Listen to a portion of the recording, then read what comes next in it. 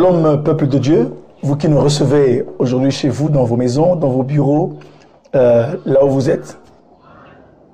C'est bien votre émission Trompette du Sanctuaire sur One TV, la télé qui met Jésus au centre de vos vies.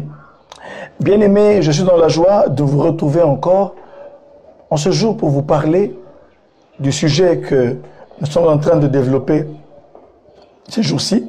Il s'agit bien des 4 visages de l'adoration.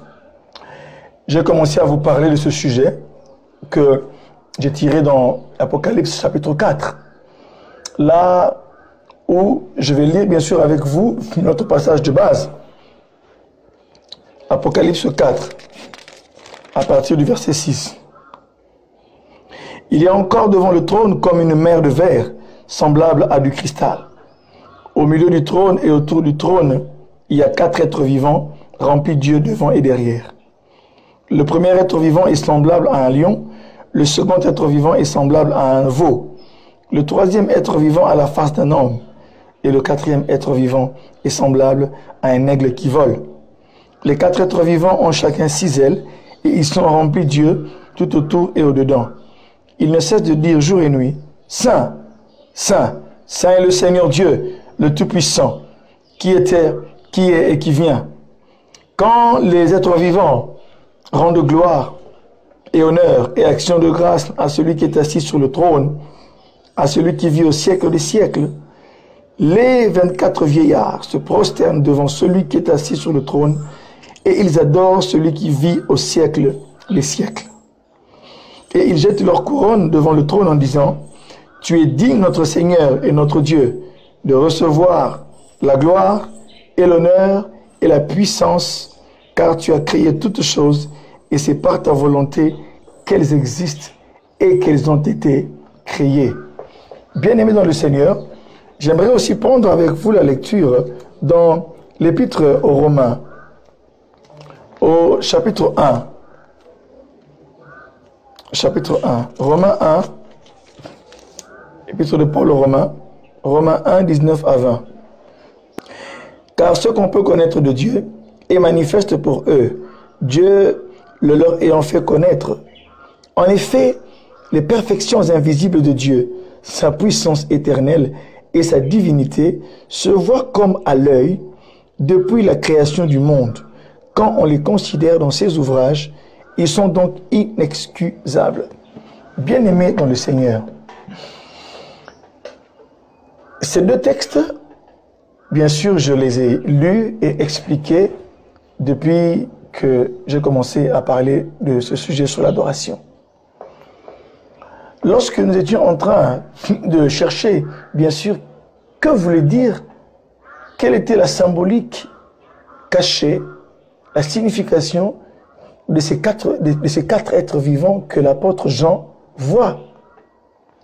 On se souviendra que ici l'apôtre Jean est en train de recevoir des révélations de la part du Seigneur Jésus, qui lui a dit, monte ici et je te ferai voir les choses qui doivent arriver dans la suite. Et lorsqu'il arrive, la Bible dit, il voit un trône. Et sur ce trône, quelqu'un était assis.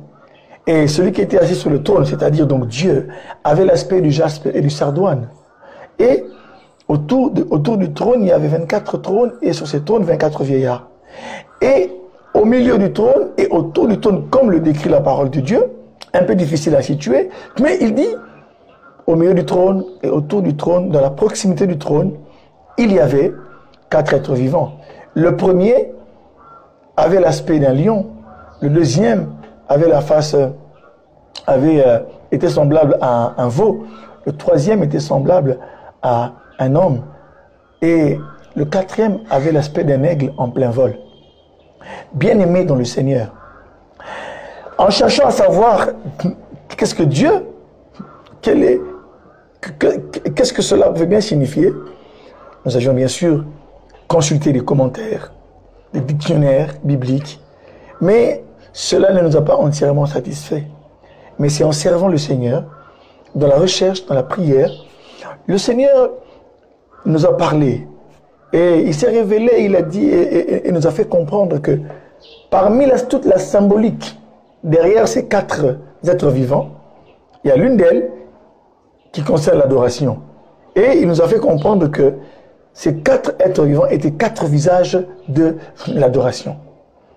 Et c'est pourquoi, j'aime ce que dit le verset 8, on dit que, ils disent, Jean dit que les 4 êtres vivants disent jour et nuit, Saint, Saint, Saint est le Seigneur Dieu, le Tout-Puissant, qui était, qui est et qui vient.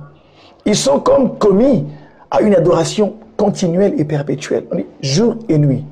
Tandis que les 24 vieillards, à des moments donnés, lorsque les êtres vivants rendent gloire et honneur, les 24 vieillards quittent leur trône, ils jettent leur couronne, ils se prosternent.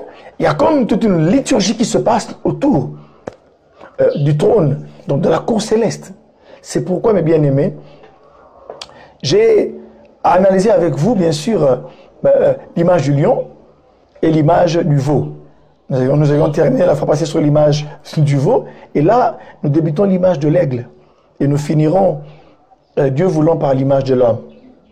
Frères et sœurs, Romains 1, 19 à 20 nous fait voir et nous fait comprendre que dans le règne animal, dans le cosmos, tout ce que l'on peut voir, dans le règne végétal, dans le monde marin, on dit que la puissance de Dieu, sa divinité, sa puissance éternelle, ses perfections invisibles sont visibles à l'œil quand on considère Dieu dans ses ouvrages.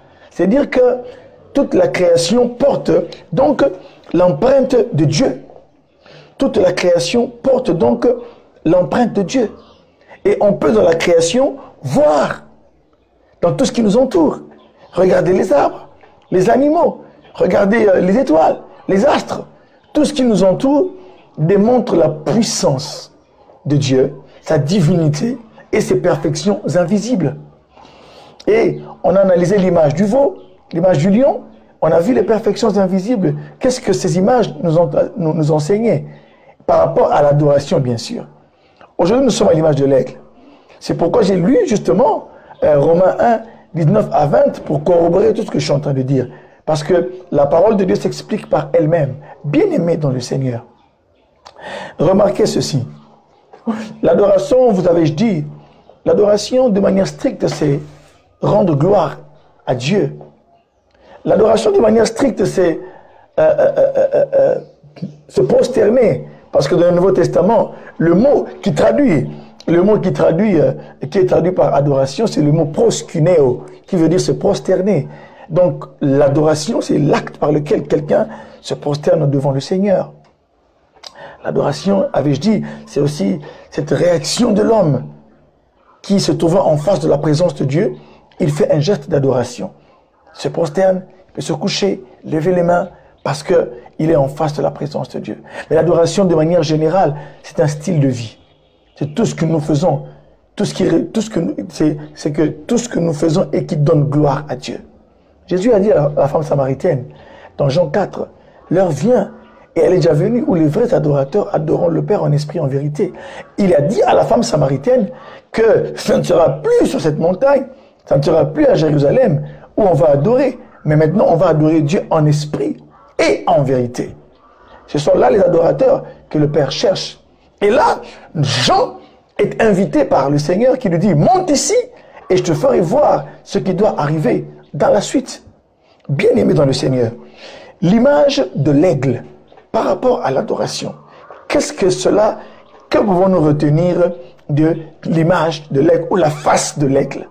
Lorsque l'on voit l'aigle, on remarque une chose. On remarque d'abord que cet aigle-là est un aigle en vol. Permettez-moi de déployer mes mains. Il est un aigle en vol. L'homme, le lion, le veau, on ne décrit pas leur action. Jean voit seulement qu'ils ont une face d'homme. L'un d'eux a une face d'aigle, l'un d'eux a une face de lion, l'autre face de veau, l'autre encore une face d'homme, et le dernier est semblable à un aigle qui est en plein vol. Et ça, c'est très significatif. Il est en action. Bien-aimé dans le Seigneur, la première des choses que j'aimerais vous dire par rapport à l'image de l'aigle et à l'adoration, c'est laquelle? C'est la hauteur. Je ne pourrais pas ici parler de l'aigle de la manière classique dont on en parle. Bien sûr, on sait que l'aigle a plusieurs attributs. Mais nous voulons voir quelques perfections de l'aigle par rapport à l'adoration.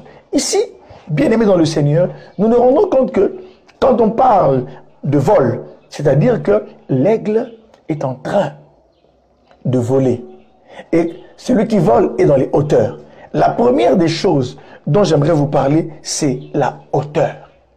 Dans le règne des oiseaux, parmi les oiseaux, l'aigle est l'oiseau qui vole très haut. Il est parmi les oiseaux qui volent à une très très haute altitude. C'est dire que celui qui fait profession d'adoration, alléluia, l'adoration n'est pas quelque chose qui nous retient toujours dans les choses basses. Celui qui est un vrai adorateur, il est dans les hauteurs. La Bible déclare, comme Jésus le dit, on ne va plus aller à la montagne de Garizim, comme il le dit dans Jean 4. Ça ne sera plus sur le mont Garizim, ça ne sera plus à Jérusalem. Puisque remarquez que même le temple de Jérusalem est construit sur une colline. Et c'est sur un mont, c'est sur un lieu élevé. Et la femme samaritaine, elle aussi oppose au culte qui se passe au temple de Jérusalem, un culte qui a lieu également au mont Garizim. Donc, il y a ici deux visions qui s'opposent, deux cultes qui ont lieu dans des lieux élevés. Mais Jésus dit, ça ne sera ni là-bas chez les Samaritains au mont Garizim, ça ne sera ni à Jérusalem, là où il y a le temple. Non, mais il dit, ça sera en esprit. Il dit que ça sera en esprit. Maintenant, ceux qui adorent Dieu l'adorent en esprit. Nous ne savons pas où est Dieu, mais Dieu, il est partout, il est omniprésent. Mais on dit ici qu'on va l'adorer en esprit et en vérité. Écoutez mes frères et mes sœurs, l'adoration, la vraie adoration, doit nous amener jusque dans les hauteurs de la vie spirituelle, dans les hauteurs. Elle ne se passe pas dans les sphères basses. Écoutez ce que Jean reçoit comme invitation. On lui dit, monte ici.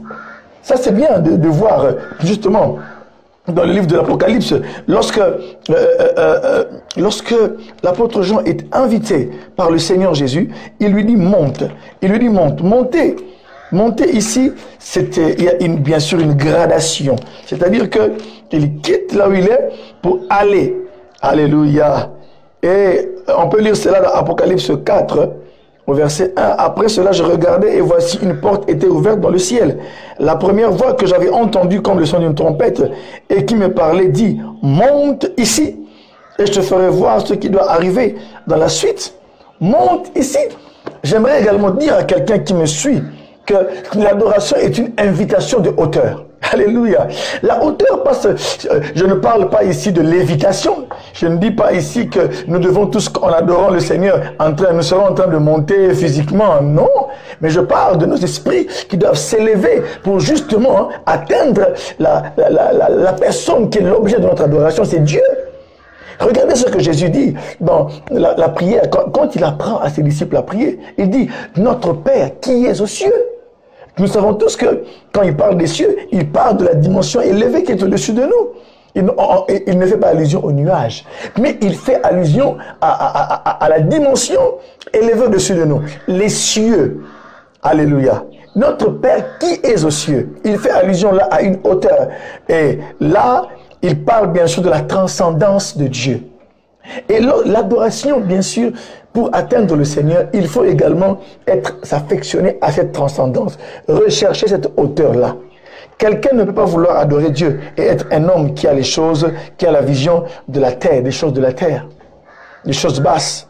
Parce que quand je parle de hauteur, bien aimé dans le Seigneur, l'adoration nous communique à une vision céleste des choses. Lorsque Jean monte, il dit qu'il est enlevé en esprit. Quand il monte, il va, je ne sais pas où. Ne me posez pas la question, mais la Bible déclare qu'il y a une porte ouverte dans le ciel. Alléluia. Toujours l'idée de transcendance. Toujours l'idée de hauteur. La hauteur. L'adoration, mes frères, nous amène dans les hauteurs, dans la dimension de Dieu. Celui qui est un vrai adorateur s'élève au-dessus des choses de la terre, au-dessus des plaisirs de ce monde, au-dessus des choses physiques. Il s'affectionne aux choses d'en haut. Remarquez que quand il est enlevé en esprit, il voit le trône. C'est alors qu'il voit le trône. Alléluia. Il ne voit pas le trône lorsqu'il est sur la terre. C'est lorsqu'il monte, c'est alors là qu'il voit le trône de Dieu. Bien aimé, je ne sais pas où est-ce que Dieu habite, mais la Bible me dit qu'il est, il est esprit. Il faut que ceux qui l'adorent, l'adorent en esprit. Mais là, Jean est enlevé en esprit et il voit, j'aime ce que dit l'apôtre Paul. Il dit, je connais quelqu'un qui a été enlevé dans son corps ou dans son esprit et qui a été amené jusqu'au 3e ciel. C'est-à-dire qu'il y a toujours, pour rencontrer Dieu, pour s'affectionner et avoir une communion avec le Seigneur, il y a toujours cette idée de hauteur. Personne ne peut rencontrer Dieu avec une vision terrestre. Personne ne peut rencontrer Dieu et communier avec lui et comme il se doit parfaitement s'il a encore la vision des choses terrestres, s'il est encore attaché au péché, s'il est encore attaché au plaisir de la terre. Il ne peut pas communier avec le Seigneur. Ici, il y a une opposition entre le monde de Dieu et le monde terrestre. Alléluia. Le monde de Dieu qui est le monde, là où lui, il règne. Et le monde de la terre, c'est là où les choses se passent. Là où les hommes ont droit de citer. Bien sûr que Dieu domine partout. Mais pour le rencontrer et communier avec lui, il y a une question de hauteur. C'est pourquoi l'aigle en vol, parmi les 4 êtres vivants, nous rappelle que l'adoration est une affaire de hauteur. L'adoration est une affaire des aigles. Lorsque l'adoration à la face de l'aigle, elle nous amène jusqu'à entrer dans les secrets de Dieu, jusque dans les sphères spirituelles. C'est pourquoi, en plein vol, on dit bien qu'il est en plein vol. Écoutez, je parlais de vision céleste. J'aimerais lire avec vous Colossiens chapitre 3, versets 1 à 2. Colossiens 3, versets 1 à 2. On dit, si donc vous êtes ressuscités avec Christ, cherchez les choses d'en haut. Cherchez les choses d'en haut. Où Christ est assis à la droite de Dieu. Alléluia. Christ est assis où? À la droite de Dieu, en haut.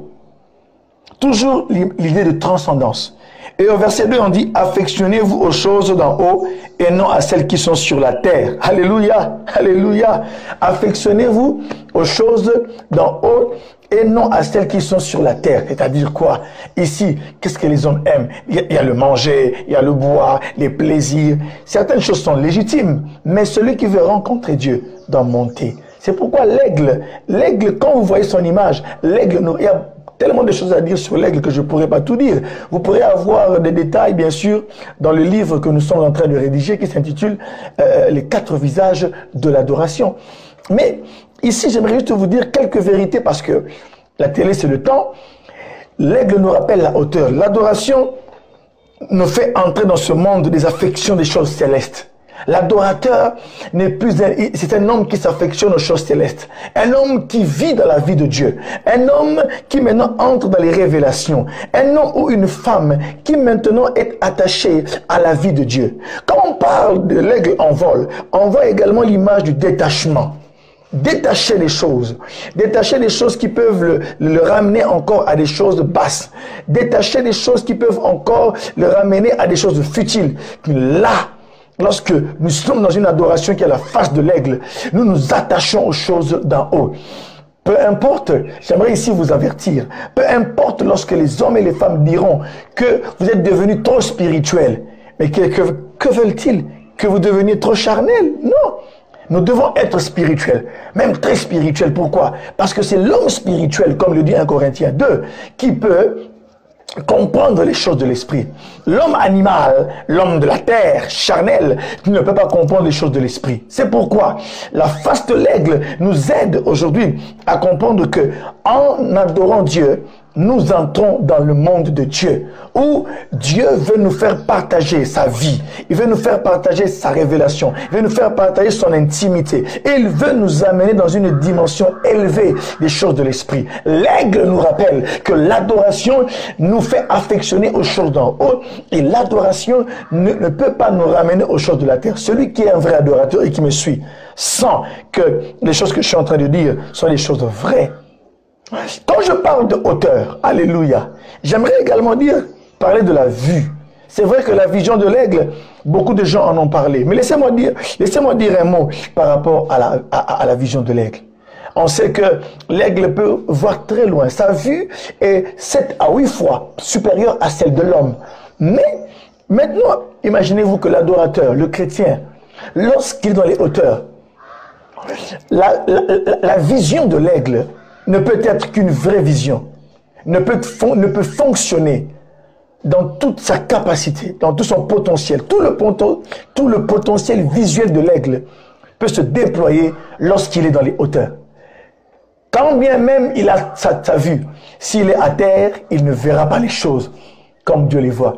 Sa vision ne va pas fonctionner dans tout son potentiel. Est-ce que quelqu'un me comprend? Et je sais que vous me comprenez. Pour que les choses qui sont en vous, il y a des aptitudes spirituelles. Pour que ces choses se déploient pleinement, vous devez vous affectionner aux choses d'en haut. Vous devez rechercher Dieu dans la prière. Vous devez être un homme de jeûne. Vous devez être un homme, un vrai adorateur qui recherche à passer du temps dans la présence. L'adoration, quand elle a la face de l'aigle, elle nous rappelle qu'elle nous amène dans les hauteurs. Et là, alors, seulement là, la vue de l'homme peut fonctionner. Lisons un peu, la vue de l'aigle peut bien fonctionner. Lisons Job 39. Job 39. Il y a des versions où ça commence à partir du verset 27. Il y a des versions où ça commence à partir du verset 30. Donc, soyez juste souple. Ici, chez moi, c'est le verset 30. D'autres versions, ça va commencer au verset 20, au verset 27. Moi, je lis. Est-ce par ton ordre que l'aigle s'élève? Alléluia. Et qu'il place son nid. Alléluia. Sur les hauteurs. C'est dans les rochers qu'il habite. Qu'il a sa demeure. Sur la cime des rochers. Sur le sommet des monts. Alléluia. Et qu'est-ce qu'il fait? Verset 32 ici. On dit, de là, il épie sa proie. La vision. De là, il épie sa proie. On dit, il plonge au loin les regards. Alléluia. Il plonge au loin les regards. Écoutez mes frères et mes sœurs, j'aimerais dire à quelqu'un que l'adoration nous aide, bien aimés dans le Seigneur, à aller de l'avant. L'adoration, lorsque nous sommes dans la vraie adoration, lorsque, non seulement dans le sens de l'acte que nous posons, nous prions, nous chantons, nous nous agenouillons, nous nous prosternons, mais lorsque nous vivons l'adoration comme un style de vie, sachant que nous avons accès, notre vue va fonctionner. C'est pourquoi celui qui vit dans les hauteurs peut voir, sentir les choses comme Dieu les voit. Parce qu'il est un homme ou une femme qui vit dans les hauteurs. Vous voyez que je suis en train de clôturer, mais je ne suis qu'à la hauteur. C'est vous dire combien est-ce que l'image de l'aigle est riche en enseignements spirituels par rapport à l'adoration. Sachez que celui qui s'agenouille devant le Seigneur, celui qui adore Dieu, il aura le droit de voir au loin des choses qui arrivent. Il aura le droit de voir au loin les choses que Dieu est en train de prévoir. Sachez que vous avez un potentiel immense. La vision que vous avez, la révélation. Parce que l'aigle, ce que je vous dirai aussi prochainement, c'est que l'aigle, c'est l'aspect prophétique. Il représente l'aspect prophétique de l'adoration. Il y a justement ce côté prophétique-là. Et quand on parle de prophétique, bien sûr, on parle de la révélation. Écoutez, lorsque il est en train il est sur le sommet des monts, là, il peut plonger au loin ses regards. Votre vision est limitée parce que vous êtes encore un homme ou une femme qui est encore dans la basse-cour. Montez comme l'aigle, et là, vous allez contempler les merveilles divines. Et là, vous aurez droit et accès aux choses cachées. Comme Dieu l'a dit à Jérémie, il lui a dit, invoque-moi, je te répondrai. Je t'annoncerai de grandes choses, des choses cachées que tu ne connaissais pas. C'est pourquoi j'aimerais dire à quelqu'un qui me suit aujourd'hui, que si aujourd'hui Dieu permet que vous me suivez sur One TV, c'est pour que votre vision, votre acuité visuelle puisse être aiguisée, afin que vous puissiez aujourd'hui voir les choses que Dieu prévoit. C'est pourquoi ce sont les vrais adorateurs aujourd'hui qui ont les secrets de Dieu aujourd'hui.